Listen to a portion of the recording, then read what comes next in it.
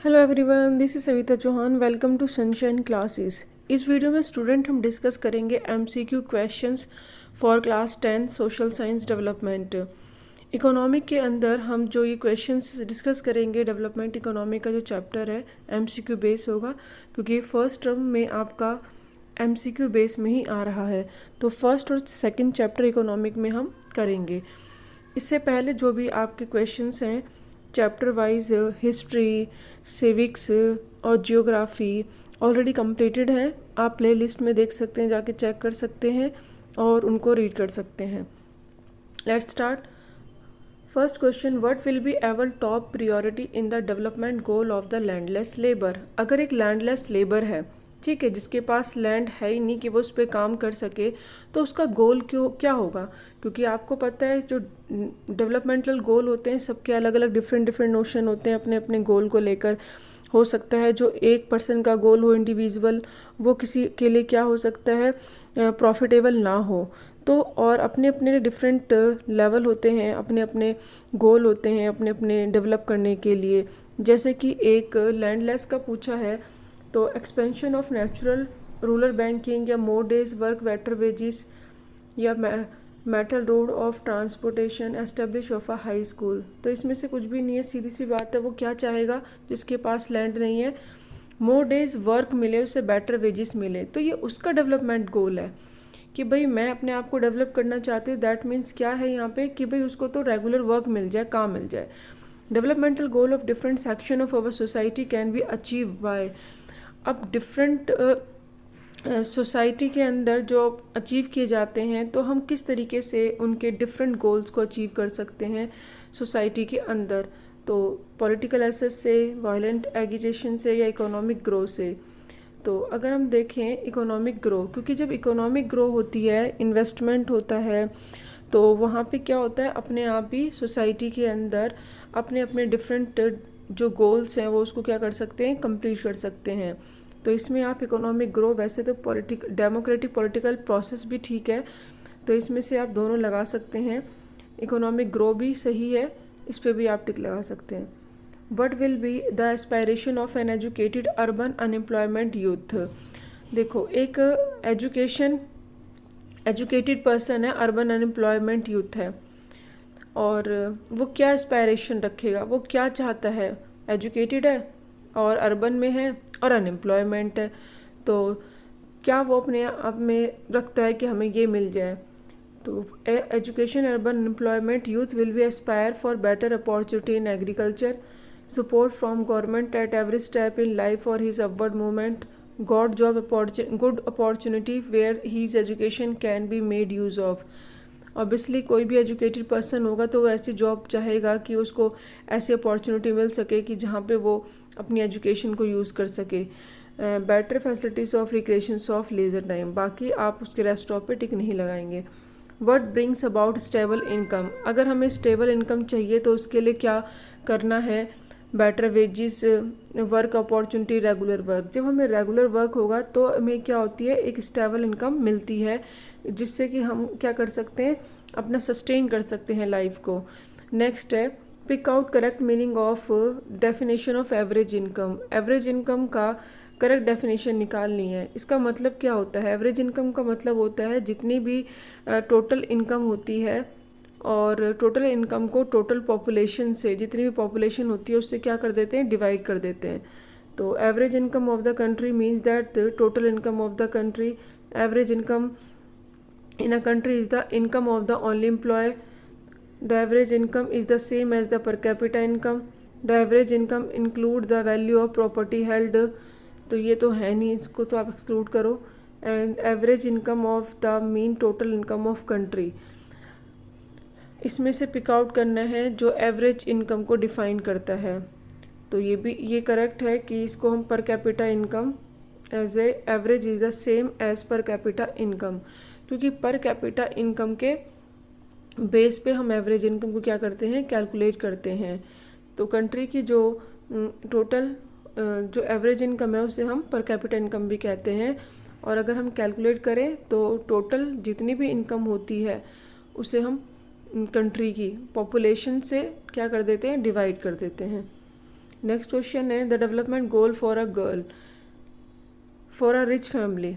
Rich family से girl है तो वो क्या चाहती है, तो वो ऐसी फ्रीडम चाहती है कि जैसे कि उसको उसके ब्रदर को मिली है, तो उसको वर्क से तो वो लेना देना नहीं, इलेक्ट्रिसिटी ये तो रेस्ट ऑफ नहीं है, कि वो इतनी फ्रीडम चाहती है जैसे कि उसके भाई को मिलती है। वही है कि डिफरेंट गोल होते हैं सबके, अपने डिफरेंट नोशन होता है अपने आप डेवलपमेंट को लेकर। Money can not buy all the good service that we may need to have a good life. ये करेक्ट है, क्योंकि जैसे लाइक आज कोविड की सिचुएशन चल रही है तो उसमें पैसे भी ऐसे एनवायरनमेंट को नहीं खरीद सकता है, इन्फेक्शन फ्री डिसीज से आप नहीं हो सकते हो। तो इसमें आप क्या करेंगे कि money can not buy good service need to have a good life. तो a list of thing require for a good life is given below. ये नीचे लिस्ट दे रखी है कि गुड लाइफ के लिए क्या चाहिए, क्योंकि मनी तो सब कुछ नहीं खरीद सकती है। पता चले आप सोच रहे हो हम रिच हैं, हम सब चीज़ से बच जाएंगे, नहीं, तो मनी भी नहीं खरीद सकती है, लेकिन फिर भी आपको अपनी लाइफ को सस्टेन करने के लिए क्या चाहिए। तो एक तो full protection for infection disease और पॉल्यूशन फ्री एनवायरनमेंट, क्योंकि लग्जरी तो आपके पास है ही ऑलरेडी। अगर यहाँ पे बोला हुआ है कि भाई कोई रिच इंसान है तो उसका तो लेना देना भी नहीं है, तो सीधे से आप यहाँ पे क्या लगाएंगे, इसका आंसर हो जाता है फिर एक तो फर्स्ट और फोर्थ। तो डी पे टिक लगाएंगे कि ऐसी चीज़ें हैं जो पैसे भी नहीं खरीद सकते हैं, infection free, full protection for infection disease and pollution free atmosphere. Next है in industrialist want more dams then why do local people resist it. भाई एक इंडस्ट्रियलिस्ट है, वो चाहता है डैम बन जाए, क्यों, उसको तो फ़ायदा होगा क्योंकि वहाँ पे डैम बनने से इलेक्ट्रिसिटी उसको मिलेगी। लेकिन लोकल पीपल मना कर रहे हैं, उसके विरोध में है, अपोजिशन में। क्यों, क्योंकि उनको क्या करना पड़ेगा, वहाँ से हटना पड़ेगा, डिस्प्लेसमेंट करना पड़ेगा, उनकी लैंड भी सबमर्ज हो सकती है, और no source of earning of them, उनके पास कोई और सोर्स ना हो कि भाई अर्निंग कहाँ से करेंगे, क्योंकि एक लैंड ही होता है और वो भी उनके साथ उनसे ले लिया जाएगा डैम बनाने के लिए और उनको बोला जाएगा कि यहाँ से हट जाओ, तो ऑब्वियसली उनको तो प्रॉब्लम फेस करनी पड़ेगी। All of the above. Different person could have different as well as conflicting notion of countries development. ये तो हमें पता है कि एक डिफरेंट पर्सन है और उनके डिफरेंट नोशन होते हैं कंट्री के डेवलपमेंट को भी लेके। जैसे अपने अपने तो होते ही हैं, जैसे कि एक फार्मर है, वो अपना उसका डिफरेंट नोशन होगा अपने डेवलपमेंट को लेके, कि वो चाहेगा कि अच्छी क्रॉप की जो वो है वैल्यू मिल जाए उसको। एक रिच गर्ल है तो वो सोचेगी फ्रीडम मिल जाए as their brother, like this. अगर लैंडलेस लेबर है तो सोचेगा रेगुलर वर्क मिले। तो डिफरेंट है, बट द कंट्री को डेवलपमेंट को लेकर जो हमारे नोशन होते हैं उसके अंदर भी क्या होता है, अलग अलग ही देखने को मिलेंगे। As fair the just path for all should be achieved, but हम एक्चुअली में कौन सा रास्ता लेते हैं कि जिससे ज़्यादा से ज़्यादा लोगों को फ़ायदा हो। क्योंकि हम डिसाइड कैसे करेंगे कि भाई अलग अलग लोगों ने सोचा है कि कुछ लोग सोच सकते हैं कंट्री के डेवलपमेंट करने के लिए एजुकेशन बेस्ट है, कुछ का ये हो सकता है कि भाई कंट्री को अगर हमें डेवलप करना है, नेशन को डेवलप करना है, तो दैट मीन्स हमें हेल्थ को ध्यान रखना पड़ेगा। कोई कहेगा रोड अच्छा होना चाहिए, इंफ्रास्ट्रक्चर अच्छा होना चाहिए। तो डिफरेंट नोशन होते हैं, but how we decided what is the best way of development, हमें कैसे पता चलेगा वेस्ट वे कौन सा है डेवलपमेंट का। तो एक्चुअली में जो सबके लिए वेल फेयर हो, ज़्यादा से ज़्यादा लोगों का जिसमें अच्छा सा काम अच्छा हो रहा हो, ज़्यादा से ज़्यादा जनता, जैसे डैम बनाना। तो डैम बनाने से जहाँ बहुत सारी पॉपुलेशन को अगर फ़ायदा है और कुछ लोगों को वहाँ से डिस्प्लेसमेंट करना पड़ रहा है, तो उसमें कोई प्रॉब्लम नहीं है। यानी हमें देखना पड़ता है मोर पॉपुलेशन अगर उस चीज़ को प्रॉफिट कर रही है, अर्न कर रही है। तो इसमें बोला है ये कॉन्सेप्ट किस पे है, ये नेशनल डेवलपमेंट पे ये कॉन्सेप्ट है। नेक्स्ट है, अगर हम मैच द कॉलम में देखते हैं तो आप कैसे मैच करेंगे, नीचे ऑप्शन दे रखेंगे और उस पर आप फिर टिक लगाएंगे। पहले यहाँ पे भी आप लिख लेना, फिर उसके बाद नीचे उसको फाइंड आउट करना। लैंडलेस रूलर लेबरर्स वेजिस है, ठीक है, जिस लेबर्स वेजिस, तो वो क्या यहाँ पे आप देखेंगे तो रेगुलर जॉब, हाई वेजिस या ability of other irrigation, more days of work and better.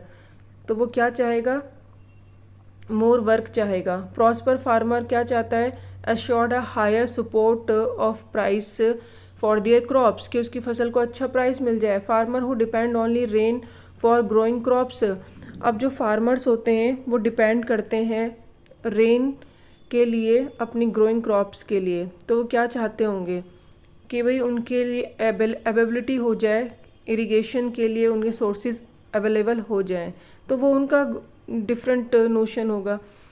Next है अ वर्किंग वुमेन क्या चाहेगी, increase her in regular job high wages ऑनिंग family, वो अपनी फैमिली के लिए क्या चाहेगी कि एक वुमेन जो है कि भाई इंक्रीज हो जाए उसकी इनकम और रेगुलर जॉब उसको मिल सके, हाई वेजेस मिल सके, ताकि वो अपनी फैमिली को चला सके, तो उसका वुमेन का अलग नोशन होगा। तो ये डिफरेंट डिफरेंट अपने डेवलपमेंट गोल है, एस्पायरेशन है पर्सन की, हर कोई अलग ही सोचता है, तो इस उस फेवर में देखें तो। नेक्स्ट है असर्शन में different people have different development goal, ये तो ट्रू है। अब बिकॉज लगा के रीज़न देखो इसी लाइन में, क्या ये इसका रीज़न है, the capitalist approach to development is detrimental to the detrimental to the poor section of society. The capitalist की जो अप्रोच होती है वो पुअर सेक्शन के लिए क्या करती है, हानिकारक प्रूफ हो सकती है। सही बात है, क्योंकि कैपिटलिस्ट जो होते हैं अपने फ़ायदे के लिए इतना ज़्यादा रिसोर्सेज को यूज़ कर लेते हैं कि पुअर सेक्शन को कई बार बहुत ज़्यादा प्रॉब्लम फेस करनी पड़ती है। जैसे डैम के हम केस में देखें तो इसमें आप ए पे टिक लगाएंगे, both assertion and reason are true and reason is the correct explanation of the assertion. Next question, income and other goal. Income में आपको पता है बच्चे की लाइफ में अपनी लाइफ को सस्टेन करने के लिए इनकम तो है ही है, बट आफ्टर अदर गोल्स कौन से हैं कि इनकम के अलावा क्या क्या चाहते हैं। लाइक आपको इक्वल ट्रीटमेंट होना चाहिए जहाँ पे आप वर्क कर रहे हैं, ऐसे ना हो कोई आपके साथ डिस्क्रिमिनेट करे, फ्रीडम होनी चाहिए, सिक्योरिटी होनी चाहिए, रिस्पेक्ट होनी चाहिए, फैमिली एंड फेयर फ्रेंड्स होने चाहिए। तो दे आर आपके डिफरेंट गोल्स होते हैं इनकम के अलावा, कि इनकम तो चाहिए but after this other goals also you have. Next है what bring about stable income. Stable income के लिए आप क्या करेंगे, रेगुलर वर्क। नेक्स्ट है name non material benefit which increase the welfare of the population.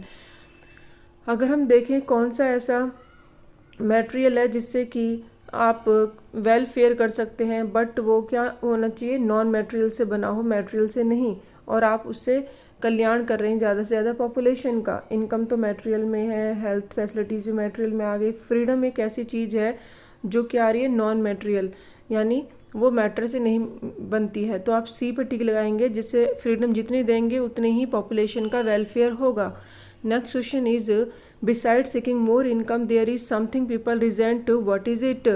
Income के अलावा ऐसी कौन सी चीज़ है जिसके लिए वो रिजेंट कर रहे हैं, नाराज हैं, या किसके लिए, डिस्क्रिमिनेशन, क्योंकि अगर किसी के साथ डिस्क्रिमिनेट हो रहा है, भेदभाव, तो वो क्या करेंगे, उसका रिजेंट करेंगे, विद्रोह करेंगे, उससे नाराज़गी दिखाएंगे। मोर इनकम मीन्स क्या होता है, average out of need of people, more of all things and human needs, no effect on the common man, more business. अगर ज़्यादा इनकम है that means average out of need of people, तो आप इस पर टिक लगा सकते हैं कि मोर इनकम का मतलब होता है कि average out of need of people, या फिर ये भी है कि भाई मोर of all things that human being need, ज़्यादा से ज़्यादा ज़रूरत को पूरा कर सकते हैं, ह्यूमन बीइंग की नीड्स को कंप्लीट कर सकते हैं। ठीक है, जितनी भी मोर इनकम यानी ज़्यादा नीड्स पूरी होंगी, लिविंग स्टैंडर्ड ज़्यादा हाई होगा और डेवलपमेंट ज़्यादा होगा नेशन का। फिर नेक्स्ट क्वेश्चन में देखें तो अ small town has a big rate of robbery. एक छोटा सा टाउन है, पहले असर्शन देख लेते हैं, ये ऊपर नीचे है थोड़ा सा। The people in locality are aware of the important of having security guards and the collectively pay to have the security guards in the locality. यानी कुछ लोग हैं लोकेलिटी के, वो अवेयर हैं कि सिक्योरिटी के मामले में लेके के गार्ड होने चाहिए, क्योंकि अगर इसी में हम बिकॉज लगा लें तो बिकॉज लगा के रीज़न पढ़ेंगे। A small town has a high rate of robbery, a locality in his town has well maintain law and order. हाँ, ये करेक्ट है, क्योंकि अगर अवेयर हैं, सिक्योरिटी गार्ड ले रहे हैं, वो अपने एरिया में लगा रहे हैं, क्योंकि वहाँ पे ज़्यादा रॉबरी हो रही है, चोरी हो रही है, तो उससे अपने आप को प्रोटेक्ट करने के लिए वो वहाँ पे सिक्योरिटी की सोच रहे हैं कि हमारी लोकेलिटी में क्या होना चाहिए, सिक्योरिटी गार्ड होना चाहिए, जिससे कि वो उनको ज़्यादा प्रॉब्लम ना आए। तो A is the correct answer next है national development and how to compare different countries and state.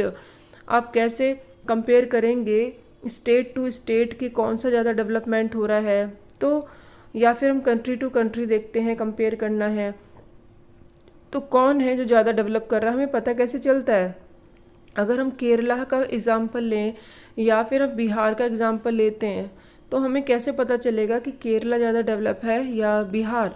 तो हम इनकम के बेस पे देखते हैं कि कौन ज़्यादा डेवलप है, कि किसका जो इनकम है वो ज़्यादा हाई है। कंट्री को अगर हमें कंपेयर करना है तो उसे भी हम एवरेज इनकम से कैलकुलेट करके देखते हैं कि कौन सा कंट्री जो है वो ज़्यादा डेवलप है।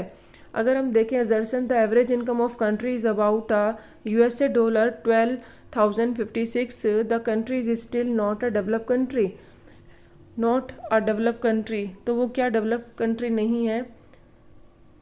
The country is still not a development country. The income level are highly skewed for the country, this is the true, ये सही है। और नेक्स्ट असर्शन है per capita income is calculated in dollar for all countries so that it can be compared. Dollar में ही compare करते हैं पर capita income को कंपेयर करने के लिए कंट्री टू कंट्री, सही है। In the world development report by the world bank has used to criterion of average income per capita income in classified different countries, ये भी सही है क्योंकि वर्ल्ड बैंक क्या करता है, वर्ल्ड बैंक रिपोर्ट बनाता है जिसे वर्ल्ड डेवलपमेंट रिपोर्ट कहते हैं, और ये कंपनी किसी भी कंट्री को कंट्री से कंपेयर करने के लिए बनाई जाती है। तो ये इसका असर्शन ट्रू है। Next is which of the following is a drawback of average income. Average income क्या नहीं शो करती है, उसका क्या ड्रॉबैक है, आप खुद ही सोचें। डिस्पैरिटीज़ जो होती है उसको इनकम नहीं दिखाती है। जैसे कि दो कंट्रीज़ हैं, ये ए है और ये बी है, ठीक है, तो किसी की यहाँ पे 50 है और किसी की यहाँ पे 400 इनकम है, जबकि यहाँ पे बी कंट्री में देखें तो ऑलमोस्ट सबकी सेम ही नज़र आ रही है। अगर हम इसको देखते हैं तो इसमें हम देखेंगे कितनी फैमिली पॉपुलेशन है उससे डिवाइड करते हैं। तो जब हम एवरेज इनकम निकालते हैं टोटल पॉपुलेशन को, जैसे मान लेते हैं हमारे पास टोटल इनकम 1000 है, टोटल पॉपुलेशन 5 है, तो हम उससे डिवाइड करते हैं, कितना आ जाएगा। अगर एवरेज इनकम पर पर्सन वो दिखाता है डिवाइड करने के बाद तो 200 आ रही है। तो क्या एक्चुअली में देख रहे हो आप कंट्री के अंदर 200 है क्या सबकी? नहीं, किसी की बहुत ज़्यादा इनकम दिखा है तो किसी की बहुत ज़्यादा कम है। और दूसरी कंट्री में देखें तो ऑलमोस्ट सबका सेम से दिखाई दे रहा है, लेकिन फिर भी वो उनकी सबकी सेम दिखाई दे रही है, मतलब किसी की इतना ज़्यादा फ़र्क नहीं है तो भी। तो और हो सकता है किसी की पॉपुलेशन बहुत ज़्यादा कम है और वो बहुत ज़्यादा क्या है, डेवलप है, लेकिन एवरेज इनकम के बेस पे अगर हम सिर्फ इनकम पे देखें, क्योंकि पॉपुलेशन कम है तो वो तो उनका बहुत ज़्यादा कम दिखाएगी एवरेज इनकम।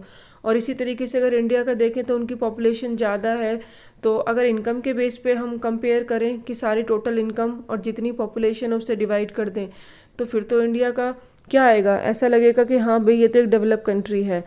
इसीलिए हम कहते हैं कि जो एवरेज इनकम है उसको हम यूज़ तो करते हैं, वर्ल्ड बैंक यूज़ करता है कंपेयर करने में कंट्री टू कंट्री, बट उसके अंदर वो इनकम जो है डिस्पैरिटीज़ को हाईलाइट नहीं करता है, छुपा लेता है, जो उसके अंदर इतना ज़्यादा डिफरेंसेस रिच और पुअर के बीच में दिखाई देता है, क्योंकि वो पुअर की इनकम भी रिच के इक्वली दिखाता है, जबकि रियल में ऐसा नहीं है।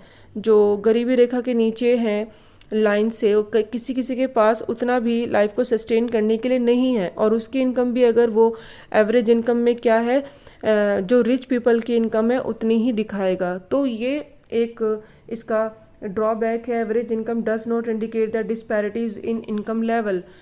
नेक्स्ट है development of a country can generally be determined by. तो अगर हम देखें किसी भी डेवलपमेंट कंट्री को, अगर उसको हम डेवलप कह सकते हैं तो किस बेस पे, पर कैपिटा इनकम के बेस पे, और लिटरेसी लेवल या हेल्थ स्टेटस, तो ऑल द एबव, क्योंकि किसी भी कंट्री के अंदर इनकम के साथ साथ अगर वहाँ लिटरेसी रेट बहुत हाई है, हेल्थ बहुत अच्छा है, तो सीधी सी बात है वो कंट्री डेवलप करेगी।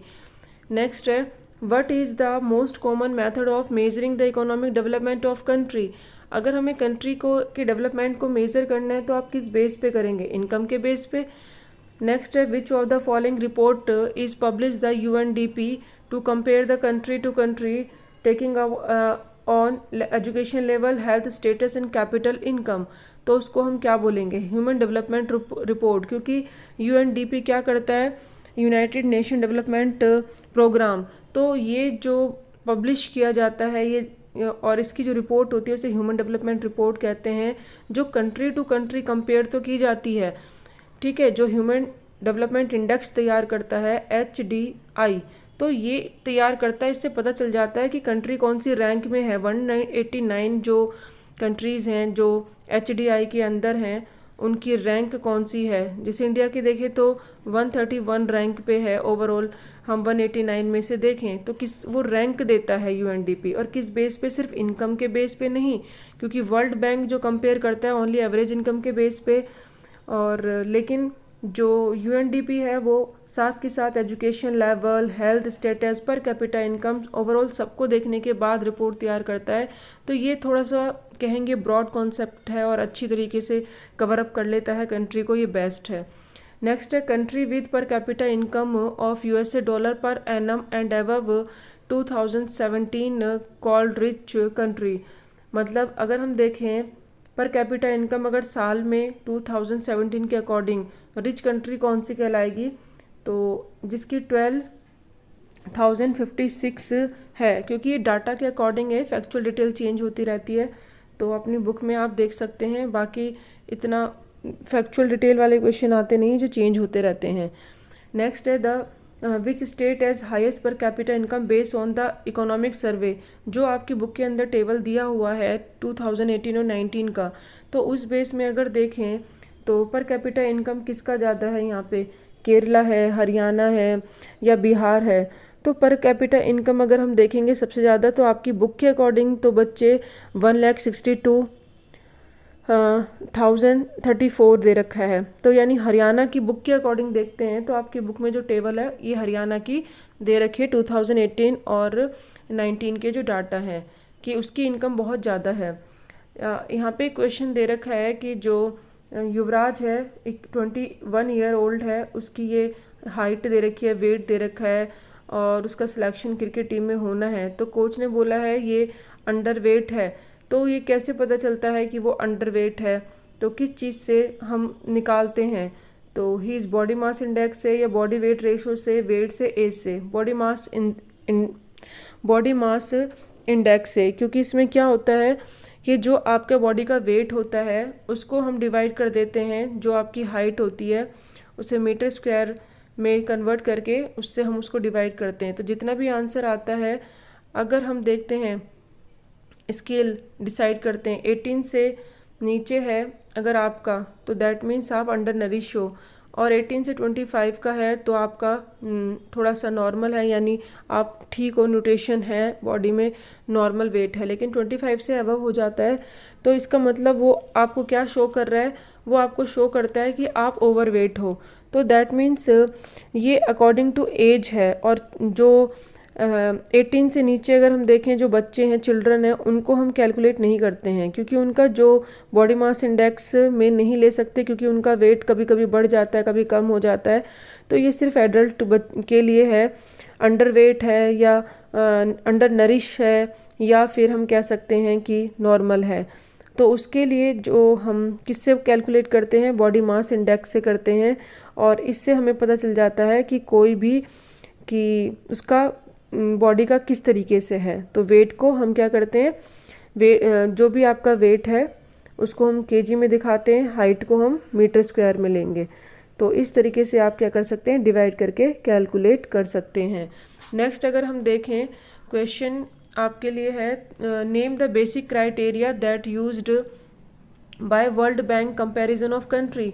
तो इनकम के बेस पे ही वर्ल्ड बैंक करता है। ऐसे अगर आप देख रहे हो एजुकेशन हेल्थ है उस पर भी कर सकते हैं, नहीं अगर यूएनडीपी होता तो हम वो तो हेल्थ एजुकेशन के बेस पे भी करता है। वर्ल्ड बैंक और यूएनडीपी दोनों में यही डिफरेंस है, कंपेयर तो दोनों कंट्री को करते हैं।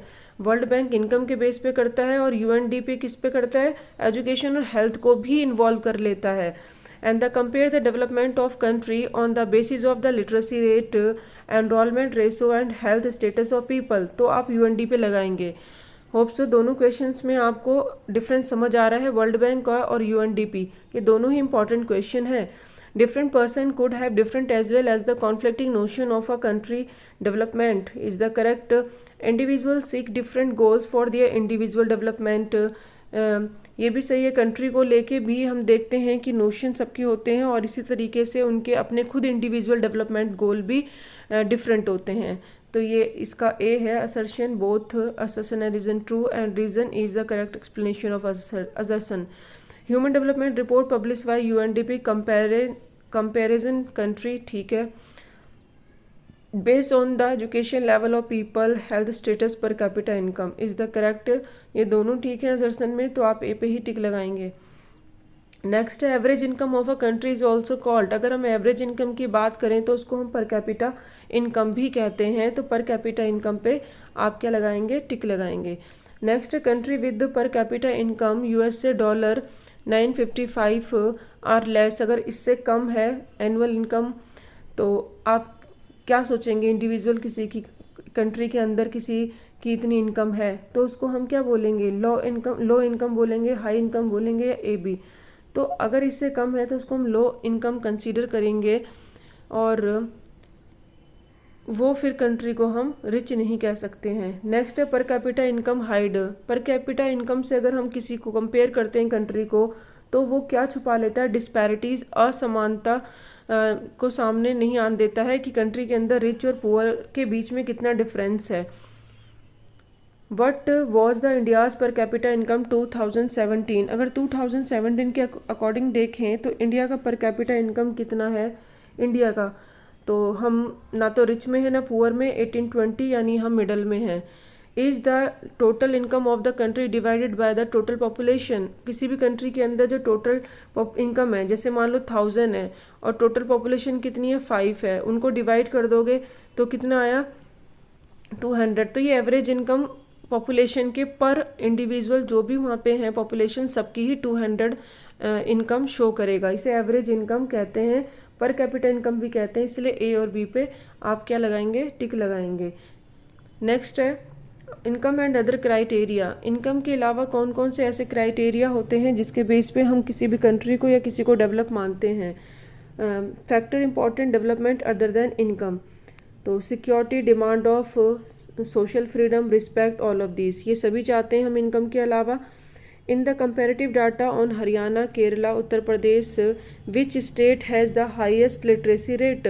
सबसे ज़्यादा जो लिटरेसी रेट है, पढ़े हुए लिखे लोग हैं यानी एबव द 7 साल से जो ऊपर के बच्चे हैं जो लिख सकते हैं और पढ़ सकते हैं, रीड एंड राइट कर सकते हैं, तो दैट मीन्स वो लिटरेसी रेट होती है। तो हाई कहाँ पर है, केरला में।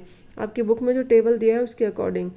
Next question is in the data for the पर capita income of Punjab, Kerala, Bihar की पर कैपिटा इनकम आप देख सकते हैं यहाँ पे।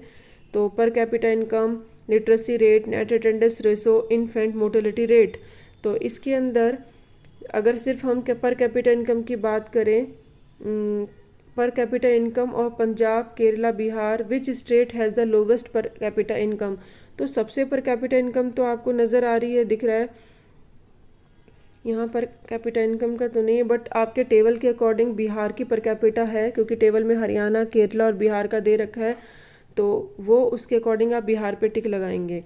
नेक्स्ट है in which state of India is the infant mortality rate lowest. Infant mortality rate का मतलब होता है indicate the number of children that die before the age of 1 year, यानी 1 साल किसी बच्चे ने जन्म लिया और 1 साल के होने से पहले पहले अगर उसकी डेथ हो जाती है, as a proportion of 1000 live children born in that particular area, तो दैट मीन्स वो इन्फेंट मोर्टेलिटी रेट कहलाता है। यानी उसने 1 ईयर भी कंप्लीट नहीं करा और उसकी डेथ हो गई। तो जो डेथ होना बच्चों की ज़्यादा गुड इंडिकेशन तो है नहीं, तो वहाँ सबसे कम कहाँ पे, केरला में। क्यों? क्योंकि वो हेल्थ पे वहाँ की गवर्नमेंट क्या कर रही है, इन्वेस्टमेंट करती है। हेल्थ पे इन्वेस्ट करेंगे तो सीधी सी बात है वहाँ का रिजल्ट अच्छा होगा, इन्फेंट मोर्टेलिटी रेट कम होगा, डेथ रेट बच्चों की कम होगी। What was the literacy rate in Kerala. अगर 2011 की बात करें तो केरला का लिटरेसी रेट कितना है, तो लिटरेसी रेट 94 है, यानी सबसे ज़्यादा जो आपको दिखाई देंगे लिटरेसी रेट केरला का ही दिखाई देगा, क्योंकि वहाँ पे क्या है, ये 94 है। किसी किसी बुक में डाटा अलग होते हैं अकॉर्डिंग टू जो ईयर है, तो उसमें कोई ज़्यादा वो सोचने वाली बात नहीं है। 94, 91, क्योंकि ऑप्शन में भी 94 ही है, तो 94 है। आप देख रहे हो क्योंकि इसका गवर्नमेंट है ज़्यादा एजुकेशन और हेल्थ पे ध्यान दे रही है, तो एट मीन्स यहाँ पे पता चल रहा है कि केरला जो है सबसे लिटरेसी रेट में ऊपर है, यानी 7। इसको आप एक बार कर भी लीजिए क्योंकि आपके टेबल के अंदर बहुत इंपॉर्टेंट डेफिनेशन दे रखी हैं और इससे रिलेटेड क्वेश्चंस भी आएंगे ही। इन्फेंट मोर्टेलिटी रेट का मतलब क्या है? Indicate the number of children die before the age of 1 year as a proportion of 1000 live children born in that particular area, यानी 1000 बच्चों में से जितने बच्चे जन्म लेते हैं उसमें से अगर एक साल भी कंप्लीट नहीं होता है और बच्चों की डेथ हो जाती है, तो वो ये डेथ रेट को इंडिकेशन करता है, उसे कहते हैं इन्फेंट मोर्टेलिटी रेट। नेक्स्ट है लिटरेसी रेट। क्या होता है? यानी 7 ऐसी population 7 and above age group जो रीड कर सकती है और राइट कर सकती है, तो वो क्या कहलाती है? रीड एंड राइट, यानी जो लिख सकती है वो लिटरेसी रेट कहलाती है, वो लिटरेट पॉपुलेशन है। और नेट अटेंडेंस रेशो, यानी जिनकी एज 14-15 ईयर है और उनकी परसेंटेज उनकी स्कूल की अटेंडेंस है टोटल नंबर ऑफ चिल्ड्रन में से, यानी उनकी एज ग्रुप के बच्चे, अगर बच्चे की जो अटेंडेंस है स्कूल में है, तो उसके बेस पे अगर हम देखें तो नेट अटेंडेंस रेशो बताता है कि वहाँ पे बच्चे ज़्यादा स्कूल में जाते हैं। तो ये सारा शो करता है अलग अलग कंट्री के कंपेयर करने में हेल्प। इनकम तो है ही, ये अदर क्राइटेरिया भी हैं कि इनके बेस पे हम कंपेयर करते हैं कौन सा स्टेट डेवलप है। जहाँ पे बच्चों की डेथ कम होगी लाइक केरला, तो वो डेवलप कहलाएगा बिहार से। ऐसे ही लिटरेसी रेट भी ज़्यादा है तो वो केरला भी डेवलप कहलाएगा बिहार से। नेट अटेंडेंस रेशो भी किसकी इन्फेंट मोर्टेलिटी क्या है? कम है, लोवेस्ट है बिहार से। बिहार क्योंकि यहाँ पे हेल्थ पे ज़्यादा अच्छी तरीके से ध्यान दिया जाता है। नेट अटेंडेंस रेशो भी क्या है? केरला की ज़्यादा। तो लिटरेसी रेट केरला का ज़्यादा, नेट अटेंडेंस केरला का ज़्यादा और इन्फेंट मोर्टेलिटी रेट कम केरला का। तो ये तीनों इंडिकेशन बताते हैं कि इनकम पे हो सकता है, जैसे कि हरियाणा बहुत आगे था, हरियाणा केरला बिहार का टेबल जो आपकी बुक में दे रखा है, तो उससे तो हमें पता चल रहा था हरियाणा आगे है, बट जब हमने देखा कि दूसरे अदर क्राइटेरिया तो उसमें केरला आगे था। तो दैट मीन्स हम इस तरीके से भी कंपेयर कर सकते हैं स्टेट टू स्टेट इनकम के अलावा। Cause of high infant mortality rate, क्या रीज़न है कि ज़्यादा से ज़्यादा बच्चों की डेथ होने का? यानी या तो हेल्थ फैसिलिटीज़ वहाँ पे अवेलेबल नहीं है, इंफ्रास्ट्रक्चर भी कम है, तो ए और बी हम दोनों वहाँ पे देख सकते हैं कि ये रीज़न हो सकता है ज़्यादा से ज़्यादा बच्चों की डेथ होने का। यहाँ पे जो दे रखा है आपको डाटा, उसके अकॉर्डिंग देखिए तो कौन सा स्टेट है जिसमें इन्फेंट मोर्टेलिटी रेट कम है, सबसे कम है। तो आप इन्फेंट मोर्टेलिटी रेट देखेंगे तो केरला का ही कम है, क्योंकि वहाँ की गवर्नमेंट हेल्थ पे ज़्यादा खर्च करती है जिससे बच्चों की कम डेथ होती है। Kerala has an infant mortality rate because it has adequate provision of basic health and education facility, क्योंकि वो ऐसी गवर्नमेंट है कि वो अपने वहाँ की पॉपुलेशन पे, हेल्थ पे और एजुकेशन पे ध्यान देती है। तो जो इन्फेंट मोर्टेलिटी रेट है वो लो होगा या हाई होगा? ऑब्वियसली वहाँ पे वो लो होगा, तो ए पे टिक लगाना है। नेक्स्ट है the literacy rate is highest in Kerala while the infant mortality rate is highest in Bihar. Why does it show? ये क्या शो कर रहा है? तो ये शो करता है कि जो हम देखें most of the people in Kerala and Bihar good living condition, both Bihar and Kerala lack basic necessity of life. The standard of living in Kerala is better than Bihar, the standard of living in Bihar is better than Kerala. तो आप सी पे लगाएंगे कि वहाँ पे जो standard है वो बेटर है बिहार से, इसीलिए हम कह सकते हैं कि ये ऑप्शन पे आप टिक लगाएं। नेक्स्ट है proportion of a literate population in the 7 and above age group is called, literacy rate कहते हैं उसे। नेक्स्ट है कैलकुलेट करने के लिए हम यही देखते हैं। Next is the number of death पर 1000 live birth of children under 1 year of age, the rate for a given region of number children dying under 1 year age divided by the number of live birth during the year multiplied by 1000। तो ये जो हमने definition देखी है, अभी हमने infant mortality rate का ही definition ऊपर पढ़ी थी, तो ऑब्वियसली ये डेफिनेशन हमें बताती है। तो क्वेश्चन किसी भी तरीके से मॉडिफाई होके आ सकता है, आपको बस पता होना चाहिए कि वो एक्चुअली में क्या बताना चाहता है। इन्फेंट मोर्टेलिटी रेट दिया है तो आप ऑप्शन पे ये दे रखा होगा, इस पर टिक लगाएंगे। अगर यही आपको डेफिनेशन दे रखी है तो दैट मीन्स आप इस वर्ड को फाइंड आउट करें कि वो इन्फेंट मोर्टेलिटी रेट कहलाता है, जो 1 साल के अंदर बच्चों की 1000 बच्चों में से जितने बच्चों की डेथ हो जाती है, तो वो जितनी ज़्यादा होगी वो वहाँ पे वो उतना ही कम डेवलपमेंट होगा। ऐसे ही हम नेट अटेंडेंस रेशो का हमें पता है कि जो 14-16 एज ग्रुपिंग है, जो बच्चे जाने वाले होते हैं उनको हम इसके अंदर ऐड करते हैं, वो नेट अटेंडेंस मानी जाती है। अब नेक्स्ट है कि in the comparative data according to economic survey 2020 on Haryana, Kerala, Bihar, which state the highest net attendance ratio. तो अगर नेट अटेंडेंस रेशो देखें किसकी हाईएस्ट है, तो नेट अटेंडेंस रेशो में तो आप केरला को ही देखेंगे, क्योंकि अभी हमने केरला बिहार का जो देखा है यहाँ पे net attendance ratio, Kerala Bihar का नेट अटेंडेंस रेशो, तो यहाँ पे पता चल गया कि भाई केरला का ही नेट अटेंडेंस रेशो यहाँ पे ज़्यादा है। ये आप देख रहे हैं केरला का ज़्यादा है और बिहार का सबसे कम है नेट अटेंडेंस, यानी 14 और 15 एज ग्रुपिंग के जो बच्चे हैं उनकी स्कूल में जाने की अटेंडेंस का ज़्यादा होना। तो उसके अकॉर्डिंग आप इस पर टिक लगाएं। नेक्स्ट इज़ हम क्वेश्चन दे लेते हैं कि पब्लिक फैसिलिटीज़ क्या होती हैं। वो फैसिलिटीज़ जो हमें गवर्नमेंट प्रोवाइड करती है और फ्री में देती है और बेस्ट फैसिलिटीज़ होती हैं और सबके लिए होती हैं, किसी ऐसा नहीं इंडिविजुअल के लिए वो होंगी, सभी जो पीपल होते हैं उसको यूज़ कर सकते हैं। पब्लिक पार्क हैं, हॉस्पिटल हैं और हॉस्पिटल हैं। Which among the following is not a public facilities, इसमें से कौन सा पब्लिक फैसिलिटीज़ नहीं है।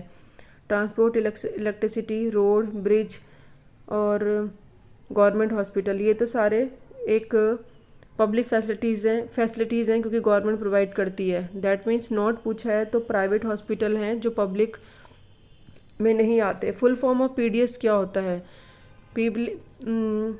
पब्लिक डिस्ट्रीब्यूशन सिस्टम, यानी जहाँ पे राशन को डिस्ट्रीब्यूट किया जाता है वो पब्लिक डिस्ट्रीब्यूशन सिस्टम है। The help of in maintain the nutrition level of poor people providing food at lower cost, कम छोटी सी कॉस्ट पे ज़्यादा न्यूट्रिशन गरीब लोगों को प्रोवाइड कराने का काम किसका है, कौन मेंटेन करता है? पीडीसी, यानी पब्लिक डिस्ट्रीब्यूशन सिस्टम, यानी जो राशन की दुकान है वहाँ पे उनको लो कॉस्ट में फूड अवेलेबल कराया जाता है ताकि वो लोग भी अफोर्ड कर सकें। What is the function of PDS, का फंक्शन क्या है? उनका control hoarding and control process and control over charging, यानी ज़्यादा होर्डिंग कर सकें, उसको कंट्रोल कर सकें। कुछ जमाखोरी जो होती है, कुछ लोग अपने पास स्टॉक रख लेते हैं फिर उसको एक्स्ट्रा कॉस्ट में उसको बेचते हैं जब प्राइस हाई हो जाता है। तो गवर्नमेंट क्या करती है, वो पीडीएस के थ्रू क्या करती है, अपने पास गोदाम में इकट्ठा रखती है और राशन की दुकान पे मंथली वाइज वो डिस्ट्रीब्यूट कराती है थोड़ा थोड़ा लो कॉस्ट पे, ताकि वो सभी को अवेलेबल हो सके करेक्ट चार्ज में, ऐसा ना हो कि उन लोगों को वो प्रोवाइड ना हो सके। Body mass index, human development report और ह्यूमन डेवलपमेंट रिपोर्ट जो हम पढ़ रहे हैं, इंडेक्स ह्यूमन डेवलपमेंट इंडेक्स और ह्यूमन डेवलपमेंट रिपोर्ट, यही बहुत इंपॉर्टेंट है। और ये क्या है? बॉडी मास इंडेक्स यानी बॉडी का जो वेट है और हाइट के अकॉर्डिंग डिवाइड करके बताया जाता है कि आप अंडर नरिश हो या आपका न्यूट्रिशंस ठीक है, नॉर्मल है या ओवर वेट है, क्या है ये बॉडी मास इंडेक्स बताता है। ह्यूमन डेवलपमेंट इंडेक्स क्या बताता है कि आपकी कंट्री की जो रैंक है वो कौन सी है, यानी जो एचडीआई रैंक है वर्ल्ड के अंदर जो तैयार की जाती है। तो अगर हम देखें तो इंडिया कहाँ पे है, 131 रैंक पे है, जो कि 189 कंट्री का जो रैंक बनाई जाती है उसमें। और इसे जो कंपेयर करने के लिए डॉलर में यूज़ किया जाता है। और इनकम के साथ साथ यहाँ पे जो देखा जाता है क्या है, इनकम तो है ही है, लाइफ एक्सेप्टेंसी, बर्थ रेट भी होता है और कितने लोग हैं जो उस लिटरेट भी देखा जाता है कि जो स्कूल जाने वाले हैं। तो ये सारी चीज़ें देखने के साथ साथ तैयार किया जाता है कि एजुकेशन क्या है, हेल्थ क्या है, इनकम क्या है, और फिर ह्यूमन डेवलपमेंट रिपोर्ट तैयार की जाती है। लाइफ एक्सेप्टेंसी का मतलब होता है कि as birth denote as the name suggest average except length of life person at that time birth, birth से ही अगर हम देखें जन्म से ही, और उसका एवरेज एक्सेप्ट लाइफ कितना है, यानी वो कितना हम उसको मान सकते हैं कि उसकी लाइफ जो है सर्वाइव करेगी लॉन्ग टाइम। तो दैट मीन्स लाइफ एक्सेप्टेंसी है। इसके बेस पे क्वेश्चंस बन सकते हैं। How can be find out be properly nourish, अगर हमें नरिश बॉडी का बताना है तो बॉडी मास इंडेक्स बताएगा। विच of the following neighbouring countries has better performance in the term of human development in India, तो कौन सी कंट्री में जो रैंक बनी हुई है आपकी बुक के अंदर एक रैंक दे रखी है HDI की ह्यूमन डेवलपमेंट इंडेक्स, उसके अंदर इंडिया से जो बेटर परफॉर्मेंस करी है किसने, श्रीलंका ने, क्योंकि उनका जो एजुकेशन और हेल्थ है उस पर ज़्यादा उन्होंने वर्क किया है। अगर हम देखें HDI rank Indian among 89 countries हैं वर्ल्ड के अंदर, तो वे यहाँ पे इंडिया की रैंक क्या है 189 में से। How many countries rank in HDI में कितनी कंट्रीज़ हैं जो रैंक्ड हैं 189 कंट्रीज़ को कंपेयर किया जाता है। Next question is the human development report publish bye, इसको कौन पब्लिश करता है ह्यूमन डेवलपमेंट रिपोर्ट को, UNDP करता है, जो एजुकेशन के बेस पे, हेल्थ के बेस पे, पर कैपिटा इनकम के बेस पे तीनों चीज़ों को देखेगा। Human development report is publish by, human development report कौन पब्लिश करता है, तो UNDP ही करेगा।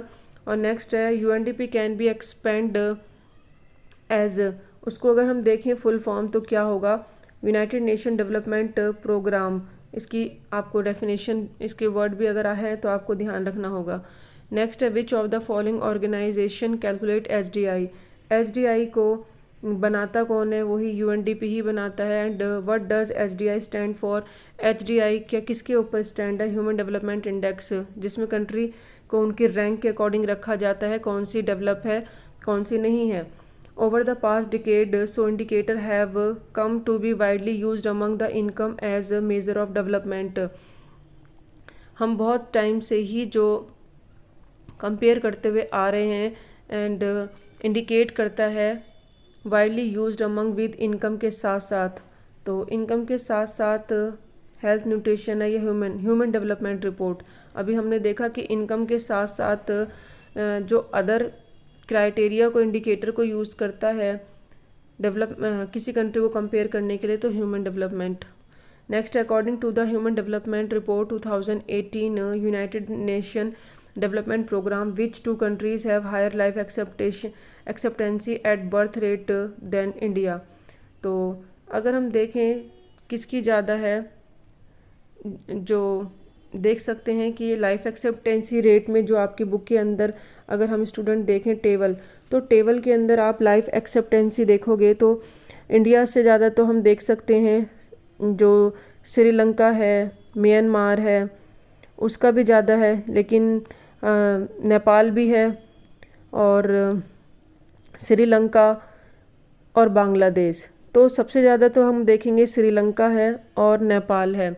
तो इसके अंदर हम नेपाल और बांग्लादेश दे रखा है, श्रीलंका और म्यांमार दे रखा है, तो आप श्रीलंका और म्यांमार पे कर सकते हैं कि इसका जो करेक्ट आंसर है आप श्रीलंका म्यांमार पे कर लीजिए, जो इसके करंट एक्सेप्टेंसी रेट को बताता है कि जो आपके अकॉर्डिंग बुक में टेबल दे रखी है उसमें किसका लाइफ एक्सेप्टेशन ज़्यादा है, उसके अकॉर्डिंग किसकी रैंक दे रखी है।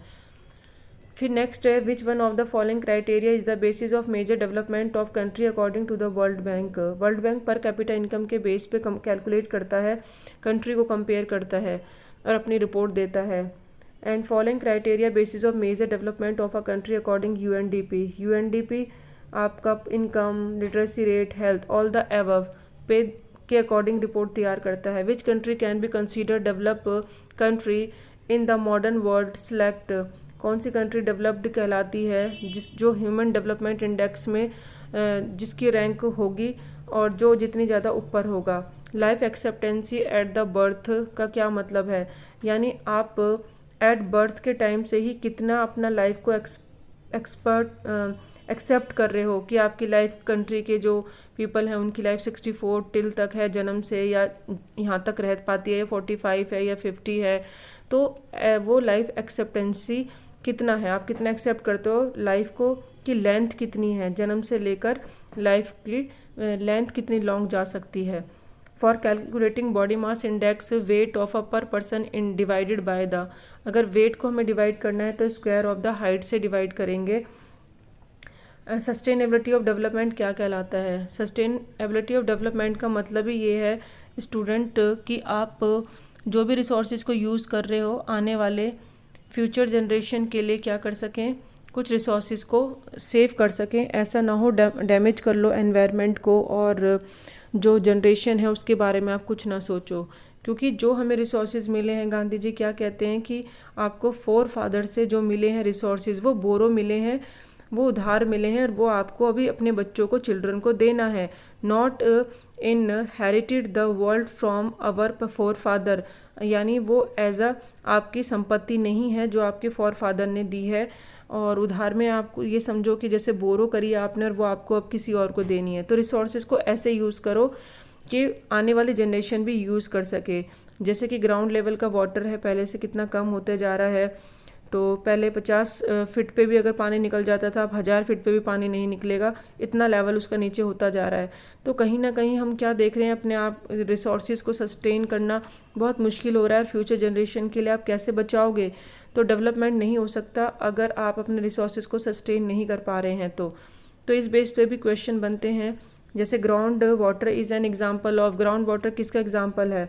रिन्यूएबल, कितना भी यूज़ करो वो हमें रिन्यूएबल हो जाएगा। What would be the most promising source of 50 years from now and why? अभी कंटिन्यू जो हम यूज़ कर रहे हैं तो वो कौन सा रिसोर्सेज है और जो हम देखें लॉन्ग टाइम तक हमारे पास बना रहेगा?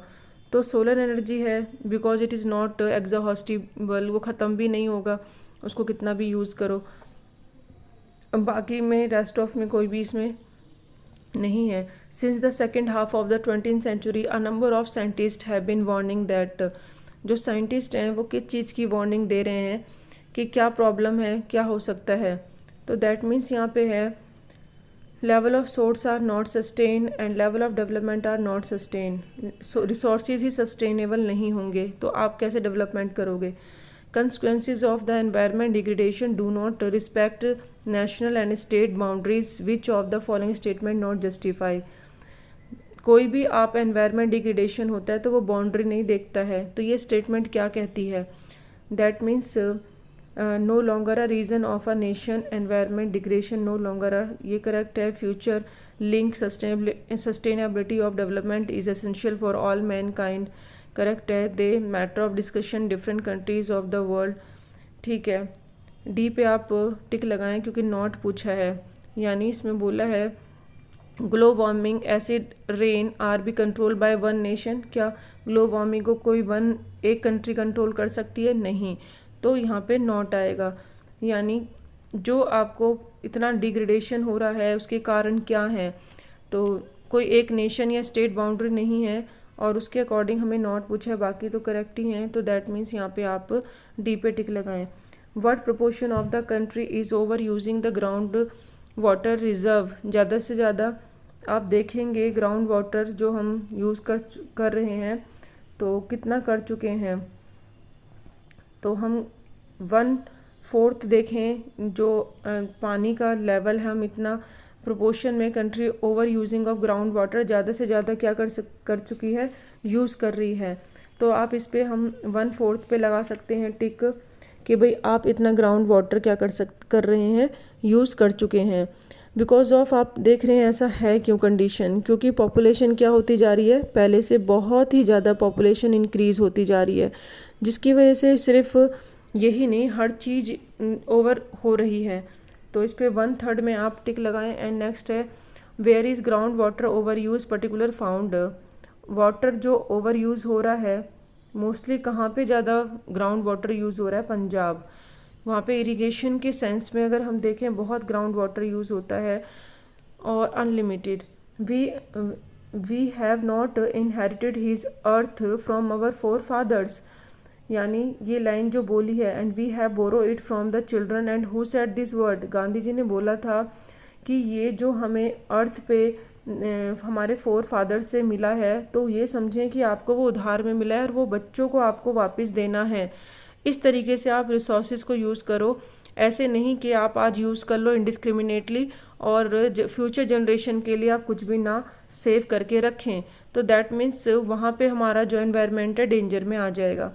Pick out case in case to enhance environmental degradation. कौन सी चीज़ है जो एनवायरनमेंट के डिग्रेडेशन को बढ़ाती है? तो अगर हम देखें प्लांटिंग तो कंट्रोल करती है और enhance environment degradation, prevent of factory waste ये भी प्रोटेक्ट करती है, बैन यूज़ ऑफ ये भी सही है। दैट मीन्स डी पे टिक लगाएंगे कि अगर आप अलाउ कर देते हैं लेवल ऑफ जो फ्यूम्स है emitting by car buses truck, तो उससे एनवायरनमेंट का डिग्रेडेशन बढ़ जाएगा। About of district have report a water level decline over a 4 metre during the past 20 year. 300 district में ये रिपोर्ट मिल चुकी है कि पानी का लेवल जो है 20 ईयर्स के अंदर 4 मीटर और भी डिक्लाइन हो चुका है। तो दैट मीन्स जिस तरीके से हम अपना यूज़ कर रहे हैं नेचुरल रिसोर्सेज को, ये रियल में एक बहुत ही ज़्यादा क्या है डेंजर है। आने वाले टाइम में नॉन रिन्यूएबल रिसोर्सेज जो हमारे एग्जॉस्टेड हो जाएंगे तो वहाँ से हमें क्या जो रिप्लेनिश नहीं हो सकते हैं। तो हमें ऐसे रिसोर्सेज फाइंड आउट करने पड़ेंगे जो रिन्यूएबल हैं, जो रिप्लेनिश है, और उन पे हमें डिपेंड होना पड़ेगा। और तभी हम क्या कर सकते हैं, एक सही मानने में रिसोर्सेज को सस्टेन कर सकते हैं। तो ये आपके इस चैप्टर के MCQ हैं जो फिनिश हो गए हैं। बस इकोनॉमिक्स का सेकंड चैप्टर है, वो हम नेक्स्ट वीडियो में करेंगे। Thank you so much, keep watching, keep learning.